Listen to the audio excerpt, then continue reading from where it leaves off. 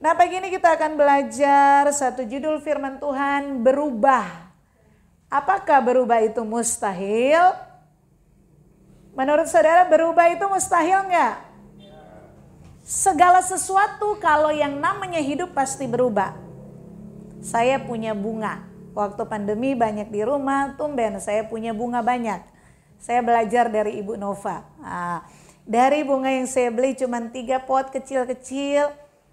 Diurus tiap hari. Kata Bu Nova dilap satu-satu, diajak nyanyi. Saya lakukan, saya lap satu-satu. Pakai tisu basah lagi. Saya pikir 1 daun, 1 tisu basah bangkrut saya. Tisu basah yang kotor saya cuci, bisa. Kalau udah kotor saya bilas. Dan benar tumbuh subur itu dari 3 pot yang kecil jadi pot besar. Dari pot besar saya pecah jadi 6. Bisa dibagi ke tetangga, dibagi ke teman. Jemaat belum dapat karena nggak ada yang minta. Sungkan minta sama gembalanya. Nah, dan saya menikmati itu bunga-bunga dari kecil, ada yang dari hanya di gelas aqua. Saya pindah ke pot besar, saya pindah lagi lebih. Itu semua dari yang kecil-kecil, saudara. Artinya apa? Yang namanya hidup itu pasti berubah. Dan jadi bagus-bagus. Saudara kan senang kalau ke gereja kan? Cuci mata, lihat-lihat bunga-bunga. Tetapi ada juga yang berubah jadi nggak bagus. Waktu saya ulang tahun, saya senang dapat hadiah. Tetapi baru ulang tahun kemarin saya tidak senang. Kenapa? Anak saya laki-laki semua tapi mereka kompak kasih saya hadiah bunga. 2 pot. Bu Iren tahu itu. Saya waktu lihat bunga ini bunga unik, saya baru pertama kali lihat, di otak saya pasti mahal. Dan saya nggak rela beli bunga mahal. Karena dengan saya mengurus bunga, ternyata mudah mengurus bunga itu kalau mau telaten ya. Jadi saya berapa nih yuk? Udah namanya hadiah nggak usah tahu, terima aja. Ya saya antar bersyukur dengan nggak rela. Nah waktu bunga itu baru dikasih hadiah kan di pot, 2 pot. Itu warnanya bagus, ada hijau, ada putih, memang bagus sih. Nah tetapi kan sekarang sekolah sudah masuk lagi, kegiatan sudah full lagi. Jangankan bunga 2 itu, semua bunga saya udah nggak pernah lihat sekarang. Untung ada opa. Nah saudara tahu apa? Ibu Nova kemarin datang lihat bunga ini kok jadi hijau semua. Keindahannya yang putih-putih memudar, hilang saudara. Udah tambah gede, bahasa kasar tuh jadi kayak rumput loh saudara. Saya pikir begini, maksud saya dalam hal berubah, ada sesuatu yang berubah jadi lebih baik, ada sesuatunya yang baik bisa berubah jadi tidak baik. Ya, namanya hidup. Nah demikian juga saudara punya binatang peliharaan, pokoknya apalah yang hidup-hidup yang ada di rumah saudara itu pasti berubah. Anak-anakmu dari yang kecil digendong, merangkak, berlari, udah naik motor sendiri, semua berubah. Tetapi pertanyaan pagi hari ini berubah dalam konteks kekristenan. Artinya bertobat. Apakah bertobat itu mustahil atau tidak? Saudara bisa jawab masing-masing. Nah untuk bisa menjawab apakah berubah menjadi lebih baik sesuai manusia yang Allah rancang, berubah, bertobat menjadi seperti Kristus, apakah itu mustahil atau tidak? Saudara bisa jawab pertanyaan ini, ada 3 pertanyaan. Yang pertama, perubahan apa yang sudah terjadi di dalam hidupmu? Coba diingat, tutup mata setengah menit aja, jangan lebih, ntar ketiduran. Soalnya AC-nya dingin ini. Saudara pikir ada nggak sesuatu dalam hidupku yang berubah? Ini langsung hubungan dalam hal yang rohani ya. Nggak usah soal apa ya. Saya kalau ngomong sama orang suka ngupil. Jadi tangannya gini. Sekarang walaupun begini udah nggak, bukan yang begitu-begitu ya. Dalam hal kerohanian. Artinya saudara dengar kebenaran firman. Saudara ngerti, oh aku harus berubah. Dan saudara lakukan kebenaran dan ternyata hari ini saudara berubah. Ada nggak? Ada ya? Ada ya? Oke, artinya itu sesuatu yang sudah terjadi. Yang kedua, perubahan apa yang sedang saudara perjuangkan hari ini? Saudara dengar firman Tuhan, contoh hal mengampuni. Aduh Tuhan, aku kok berat ya, tapi aku pengen sekali mengampuni. Ada orang singgung-singgung sedikit, gak apa-apa, hatinya bisa mengampuni. Tetapi giliran ada orang yang ngomong sampai dalam hati, aduh belum bisa Tuhan. Jadi ini udah bisa, ini gak bisa. Dengar firman pengen berubah, ini bisa, ini nggak bisa. Jadi masih berjuang. Ada nggak? Entah tuh karaktermu, entah kebiasaanmu, suka gosip orang, suka ngomongin orang atau apa kayak, ada nggak? Ada ya lagi berjuang. Nah, selamat berjuang buat saudara ya. Dan yang ketiga, ada enggak ketika saudara dengar kebenaran firman, sesuatu di dalam dirimu, entah itu kebiasaan yang tidak baik atau karakter-karakter buruk yang saudara tahu aku harus berubah. Tetapi aku pasti mau berubah, aku akan berubah Tuhan, tapi belum sekarang. Tapi aku niat untuk mengubah ini. Ada enggak saudara? Ada enggak? Oke. Nah, pertanyaan yang pertama, perubahan yang sudah terjadi, kita sudah alami. Ketika judul firman Tuhan ini ditanya, apakah berubah itu mustahil? Kalau saudara sudah melewati yang pertama, artinya apa? Tidak mustahil jawabannya. Karena saudara sudah buktikan aku bisa berubah. Pertanyaan yang kedua, yang sedang berjuang untuk berubah, jika ditanyakan apakah perubahan itu mustahil? Bisa ya, bisa tidak. Kalau saudara menang berarti nggak mustahil. Tapi kalau saudara menyerah di tengah jalan, saudara akan tetap kepada karakter itu, kebiasaan itu, ya berubah itu jadi hal yang mustahil. Mengerti maksudnya ya? Dan yang ketiga, sesuatu yang saudara ada di hatimu ketika dengar firman ada niat berubah. Nanti aku akan berubah, nanti aku akan hidup melakukan kebenaran yang ini. Tetapi belum. Ketika ditanyakan apakah perubahan itu mustahil atau tidak, kalau dari nomor 3 jawabannya apa? Bisa ya, bisa tidak. Amin. Bisa, kalau saudara mau pasti bisa. Amin.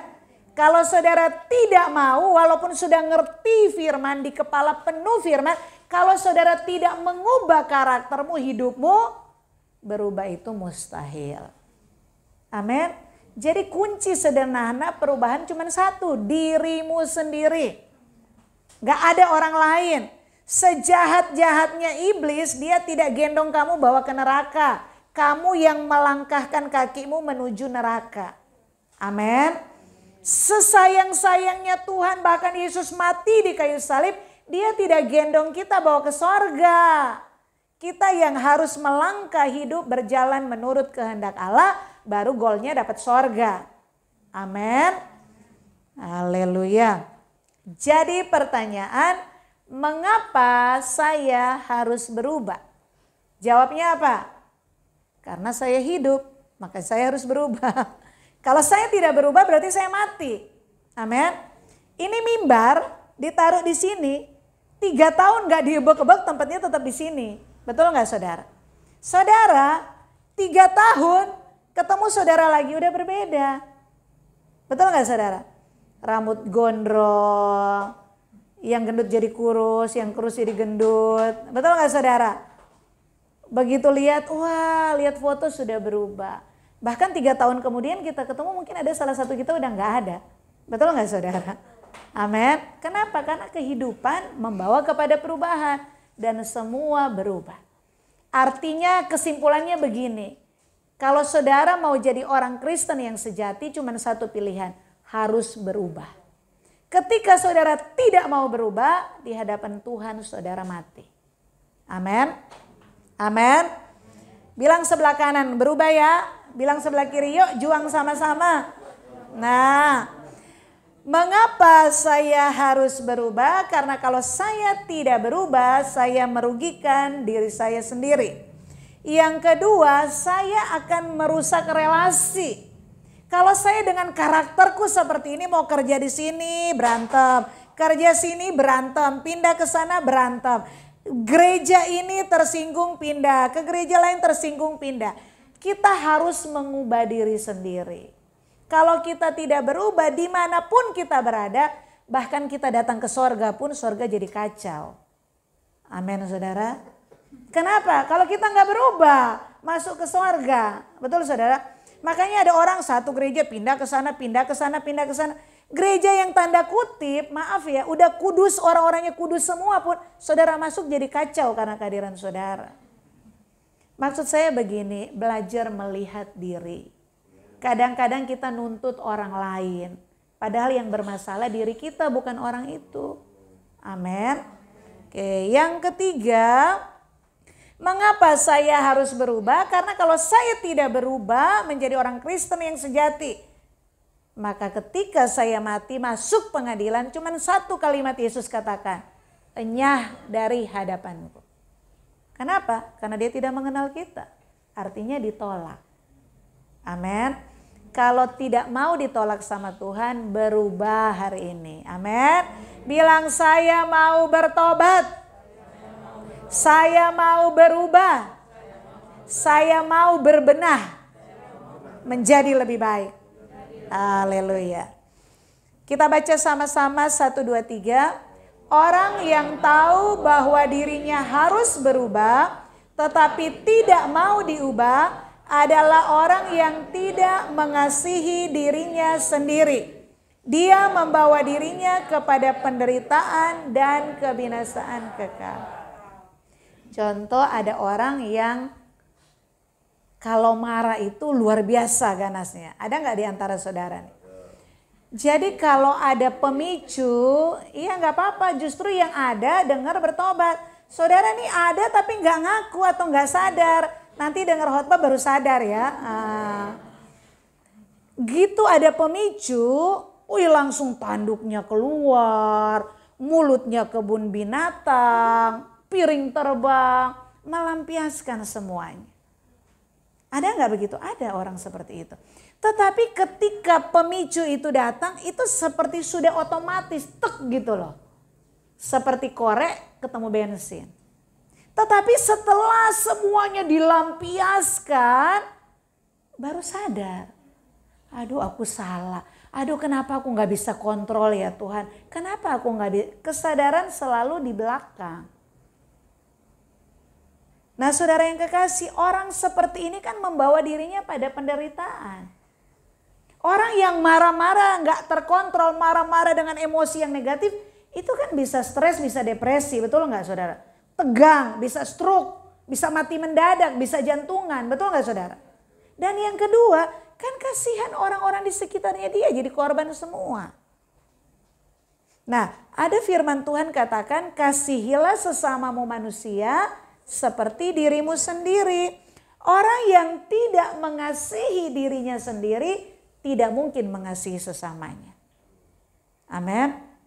Orang yang masih bermasalah dengan dirinya tidak mungkin dia mengasihi sesamanya. Orang yang masih hidup dari apa kata orang tidak mungkin mengasihi sesamanya. Orang yang tidak menerima kekurangan dirinya tidak mungkin mengasihi sesamanya. Orang yang belum berdamai dengan dirinya tidak mungkin mengasihi sesamanya. Orang yang punya luka-luka batin di dalam dirinya tidak mungkin mengasihi sesamanya. Amin. Kasihilah sesamamu manusia seperti dirimu sendiri. Ketika kamu bisa menerima dirimu apa adanya. Ketika kamu bisa memandang dirimu seperti Tuhan melihat dirimu. Ketika kamu sudah bisa menerima segala kekuranganmu dan berproses berubah jadi lebih baik, baru kamu bisa mengasihi orang lain. Amin. Amin saudara. Nah, jadi masih banyak PR ya. Mengasihi diri aja belum, bagaimana mengasihi sesama? Bagaimana mengasihi Tuhan yang gak kelihatan? Amin. Jadi banyak orang pikirkan, wow, aku sudah Kristen, mati masuk surga, sudah rajin ke gereja, sudah baca Alkitab, sudah doa. Sekarang kita mau lihat lebih dalam kekristenan yang sejati. Itu perubahan, itu pertobatan setiap hari. Jadi bertobat itu bukan satu titik. Wah, sudah Kristen, dibaptis, wah sudah bertobat. Tidak. Pertobatan dalam kekristenan itu garis panjang. Sampai kapan? Sampai kita mati. Karena yang diubahkan bukan hanya tadinya mencuri, sudah enggak mencuri, udah bertobat. Tidak. Tetapi yang diubahkan tuh manusia dalam. Kenapa saya enggak boleh mencuri? Bukan karena takut dihukum. Karena saya mencuri, saya tidak menghargai pencipta saya. Saya tidak menghormati Tuhan saya yang sudah menebus. Amin saudara.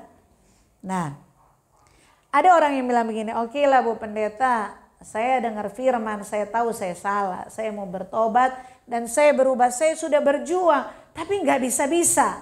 Ada nggak yang ngalami seperti itu? Pengen berubah, pengen bertobat, pengen jadi lebih baik. Contoh sederhana, saya dengar firman, saya diajar di gereja harus punya saat teduh minimal 30 menit setiap hari.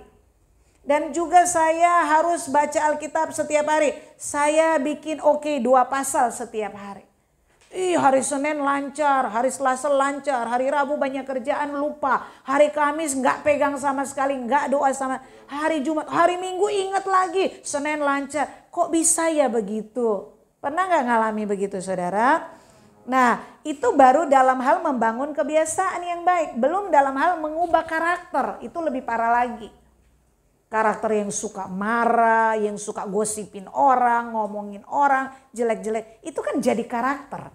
Nah itu kalau mau diubah, itu seperti mencabut nyawa saudara. Masih lebih mudah membangun kebiasaan, gak pernah berdoa, mau doa. Gak pernah baca Alkitab, mau baca Alkitab. Itu masih lebih mudah, walaupun tetap berjuang. Dibanding karakter yang sudah melekat mendarah daging, mau dicabut. Harus punya karakter ilahi. Itu dosa-dosa dibuang semua. Gak mudah loh saudara. Separuh jiwaku pergi kata Ana. Ini jiwamu tuh dihabisi sama Tuhan ya. Nah mengapa sulit berubah? Jawabannya karena sudah menjadi kebiasaan yang buruk. Nah saya mau ajar saudara, saya mendengar. Ya saudara boleh googling lah kebenarannya.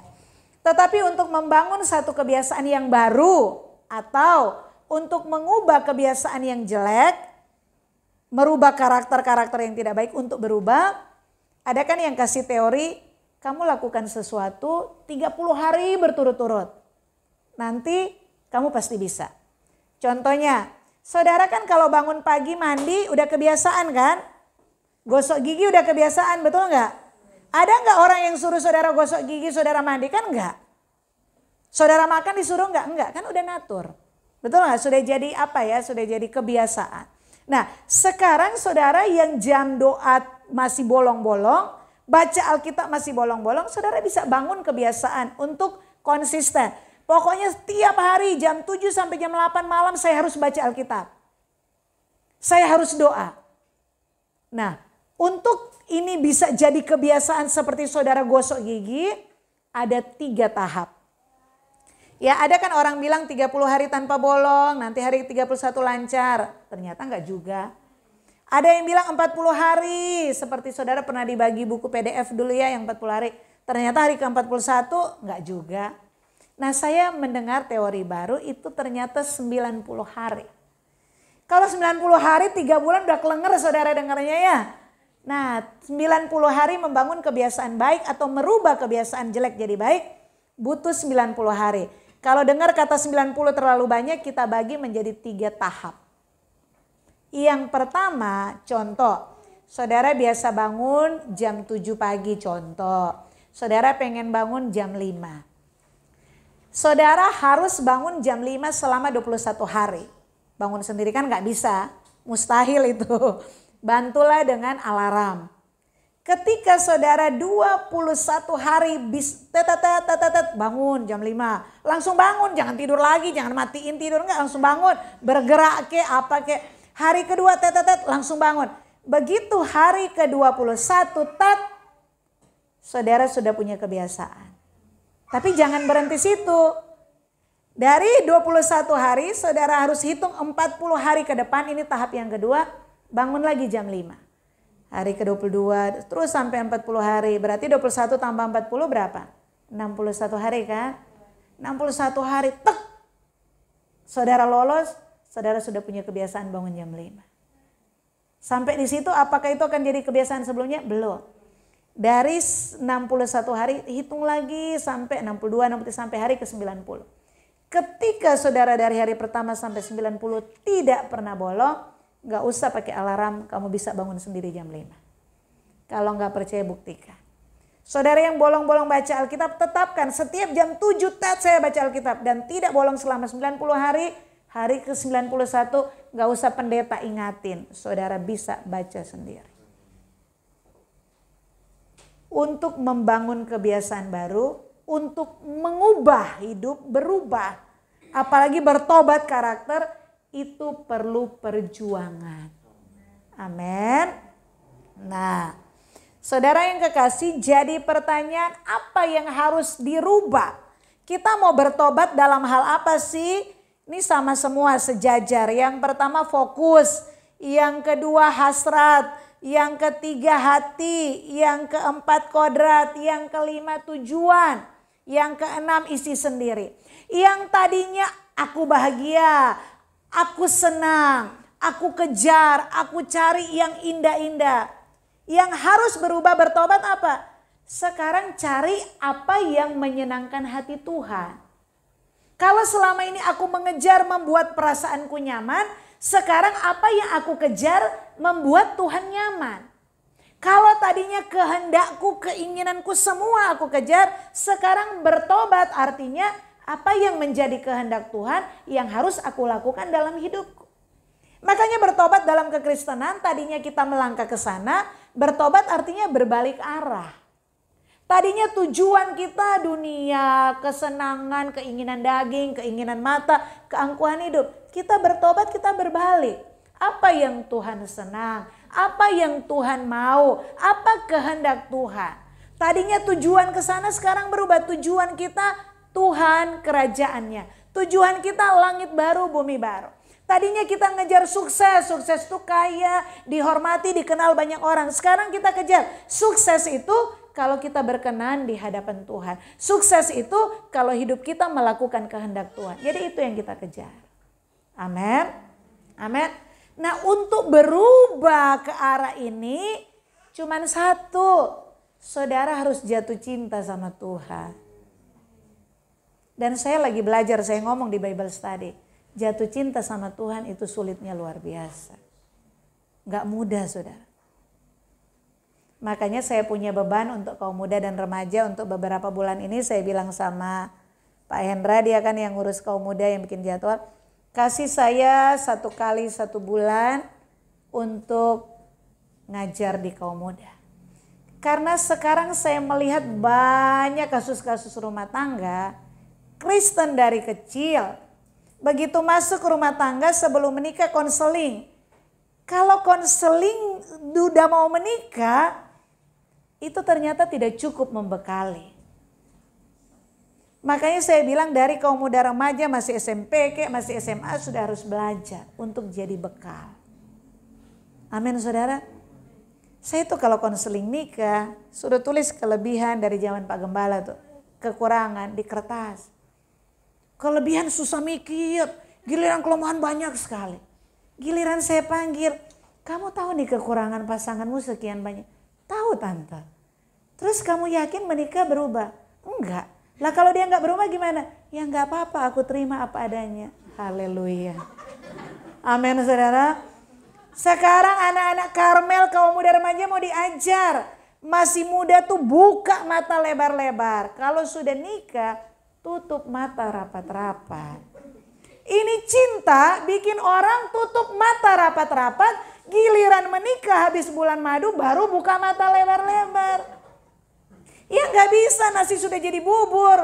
Mau taruh keripik pun gak bisa ditukar tambah itu saudara. Amin saudara. Nah makanya tetapi kan jatuh cinta kepada Tuhan itu perlu perjuangan. Dan saya lagi belajar begini, nanti saya akan khotbahkan itu. Bahwa untuk kita jatuh cinta kepada Tuhan, jatuh cinta kan bukan hanya kepada objek, bukan kepada pribadi aja ya. Objek pun bisa, saudara bisa jatuh cinta kepada misalnya ada orang seneng jam tangan, gak bisa lihat jam, harus beli. Ada orang jatuh cinta sama bunga, pokoknya asal bunga bagus berapapun beli. Saudara bisa jatuh cinta kepada objek tertentu, mengerti ya? Dan ternyata untuk orang bisa ini fokus, hasrat, jatuh cinta kepada sesuatu, itu tergantung seberapa banyak waktu dia curahkan, dia investasikan untuk itu. Kenapa saudara gak pernah jatuh cinta sama Tuhan?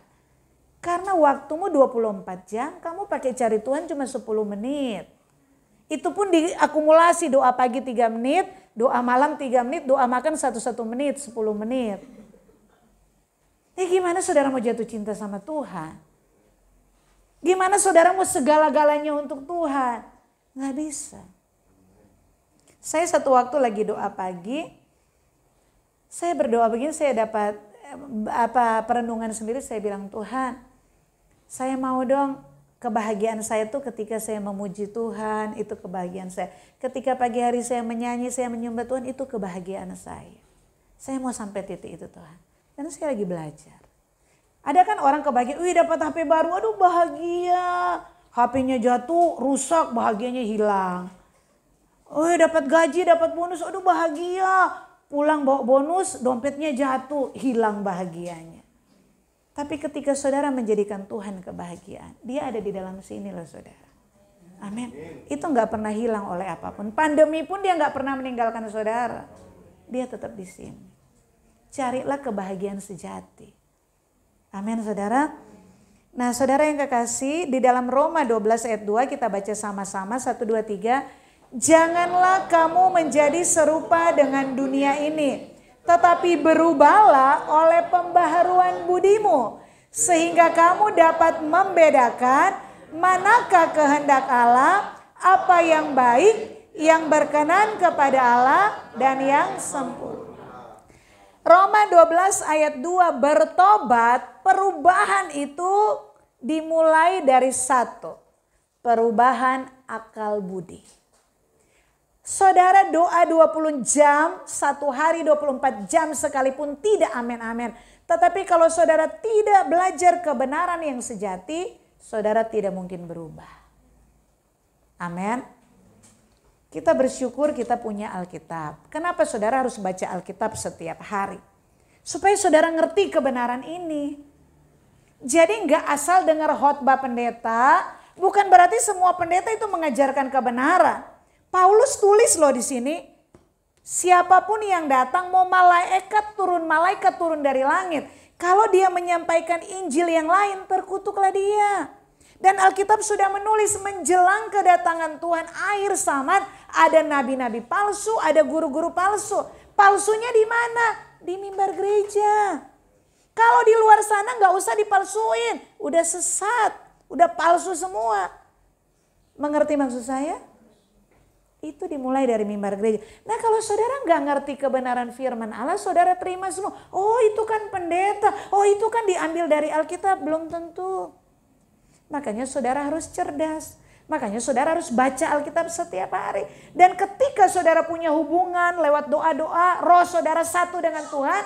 Walaupun itu pengkhotbah yang berbicara, itu pendeta, saudara bisa klik, saudara bisa tahu, oh ini ada yang salah ini. Amin saudara. Saudara punya waktu baca Alkitab setiap hari? Saudara punya waktu doa setiap hari? Jangan begitulah Bu Pendeta, saya tiap datang gereja pertanyaan itu bikin saya rasa bersalah. Kalau kamu tahu rasa bersalah berarti ada yang salah. Makanya bertobat, makanya berubah. Amin. Coba dibilang, syarat masuk surga sudah selesai baca Kejadian sampai Wahyu. Saudara di ICU, "Mah, tolong Alkitab Kejadian bacain. Kalau enggak aku enggak masuk surga." Kalau dibilang syarat saudara pasti lakukan. Amin. Nah sekarang saya bilang syarat masuk surga melakukan kehendak Allah. Nah dari mana saudara tahu kehendak Allah? Kalau enggak pernah baca Alkitab. Dari mana saudara tahu kehendak Allah? Kalau saudara tidak menghidupi firman dalam dirimu. Kalau saudara enggak ada doa dengan Tuhan, enggak punya persekutuan. Dari mana saudara ngerti kehendak Allah? Karena kehendak Allah bukan hanya dari Alkitab. Dari kehidupanmu setiap hari kamu bisa tahu ini kehendak Allah, ini bukan. Ini maunya Tuhan, ini bukan. Amin saudara. Oke. Nah kita mau belajar bagaimana caranya supaya saya bisa berubah. Saya bisa bertobat. Jadi kebiasaan-kebiasaan lama yang jelek-jelek dibuang. Bagaimana saya membangun kebiasaan-kebiasaan baik. Bagaimana karakter-karakter yang merugikan diri saya, yang tidak jadi berkat bagi orang lain, itu dibuang. Bagaimana dosa-dosa yang sudah melekat mendarah daging, itu saya mau berubah. Itu semua bisa, tidak ada yang mustahil. Kuncinya, yang pertama harus berubah cara berpikir. Yang kedua kita harus menetapkan tujuan. Dan yang ketiga konsisten. Saudara, kenapa saudara harus belajar kebenaran yang sejati? Saudara buka YouTube banyak khotbah, tapi carilah yang kebenaran sejati. Hanya kebenaran sejati yang akan mengubah cara berpikir, yang akan mengubah hidupmu. Amin. Saya belajar sekarang kurikulum yang baru, itu dikatakan bahwa manusia itu waktu lahir sudah membawa sesuatu sifat-sifat dasar dan itu tidak bisa diubah.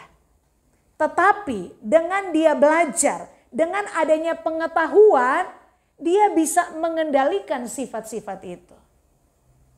Dan itu membawa manusia menjadi manusia yang berakhlak, manusia yang baik. Dengan adanya pengetahuan. Kenapa saudara nggak berubah? Kenapa ada banyak orang Kristen nggak berubah? Karena nggak belajar Alkitab. Jadi dia tahu aku begini, aku masih seperti yang dulu. Aku begini seperti Yesus tidak pernah berubah. Tetapi ketika saudara belajar kebenaran yang sejati, tersinggung, marah. Kenapa? Karena ada yang salah dalam hidupmu. Kalau kamu berpikir positif berarti Tuhan kasih kesempatan kamu untuk berubah. Bukan pindah gereja. Amin saudara. Amin. Nah, hebatnya kekristenan ini cuma satu-satunya yang mengajar bahwa sifat dasar yang kamu bawa, kodrat hidupmu yang dalam dosa, itu bisa diubahkan oleh kebenaran. Makanya dalam Kristus kita disebut ciptaan baru. Amin. Ciptaan baru bukan lihat dosa, aduh najis, dosa, aduh darah Yesus berkuasa, dosa dalam nama Yesus Tuhan. Bukan. Ciptaan baru, kita masih hidup di tengah-tengah dunia yang sudah dikutuk. Dosa kiri kanan semua. Tetapi kita akan terus melangkah kekudusan hidup. Kenapa? Karena dosa udah bukan levelnya kita lagi. Kenapa? Karena cara berpikir kita berbeda. Selama ini nggak diubah, saudara tidak mencuri bukan karena mengasihi Tuhan, tapi tidak mencuri karena takut. Nanti kalau ketangkap gimana, malu. Nanti kalau masuk penjara dihukum gimana? Karena takut hukuman, karena takut perkataan orang.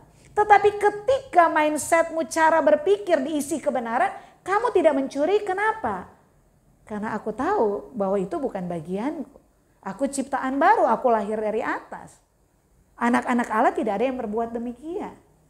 Amin saudara. Berubah.